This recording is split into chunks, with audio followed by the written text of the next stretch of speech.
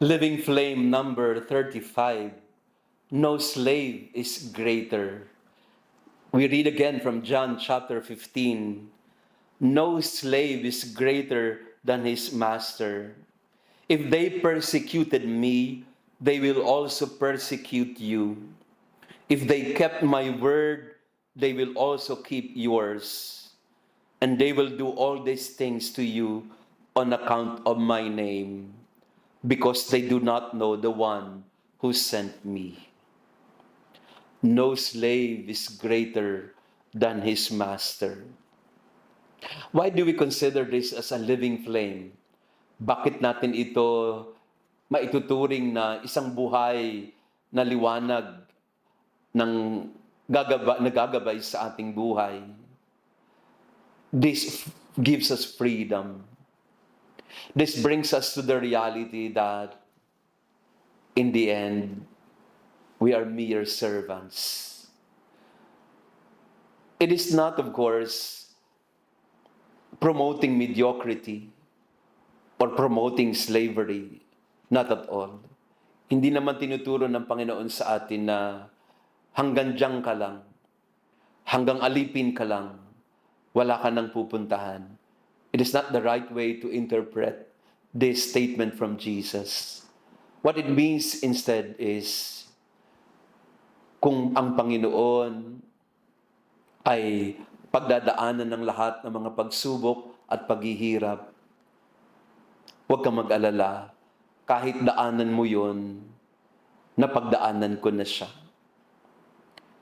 In other words, what Jesus did was to pave the way for us, to model the way for us, so that we won't be afraid. Hindi natin matatalikuran ng dinaanan ni Jesus. Hindi natin maiiwasan ang krus na papasanin natin sa ating buhay. And we have been properly warned. Jesus warned us already that as I, your master, go through my own cross and death, you will also go through all these things. But don't you worry. Pinagdaanan ko na yan at tinalo ko na yan. So do not come to me as if you are better than me. Yan ang sinasabi ng Panginoon. Do not take the stance of arrogance or folly or pride or ego as if you are better than the rest, as if you are greater than the Master, greater than Jesus Himself. This teaching from the Lord is telling us, remain humble. Be humble. Wala kang maipagmamalaki.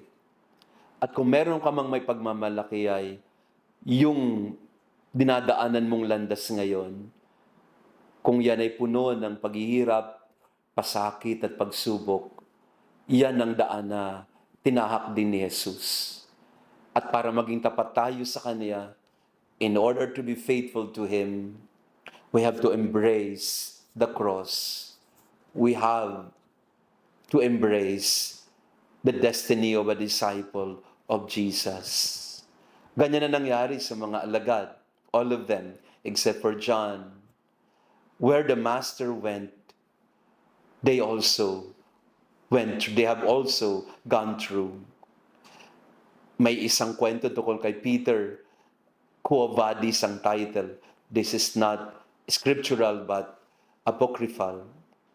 Si Peter daw ay minsan naglalakad papalayo sa Rome. And Jesus was on the same path. Nakasalubong siya ni Jesus. Dala-dala ang kanyang krus. Tinanong daw ni Peter ang Panginoon, Lord, where are you going? Quo Vadis? Where are you going? And Jesus was supposed to have answered Peter, I'm going to Rome to be crucified again. And Peter, to his shame, he suddenly realized, what am I doing? Bakit ko tatakasan ang krus samantalang doon papunta si Jesus? Mga kapatid, sa ating buhay, Si Jesus ang ating daan. Si Jesus din ang ating halimbawa. Si Jesus ang nagbibigay sa atin ng babala, ng gabay, sa lahat ng ating mga pagdadaanan sa buhay. Quo vadis? Where are you going? Papalayo kay Jesus para takasan ng mga problema? O kasama ni Jesus kahit maraming pagsubok, kahit mabigat ang krus, pero kasama mo si Jesus. And He guides us, He saves us, and He protects us. Where are you going, kapatid? Saan ka papunta?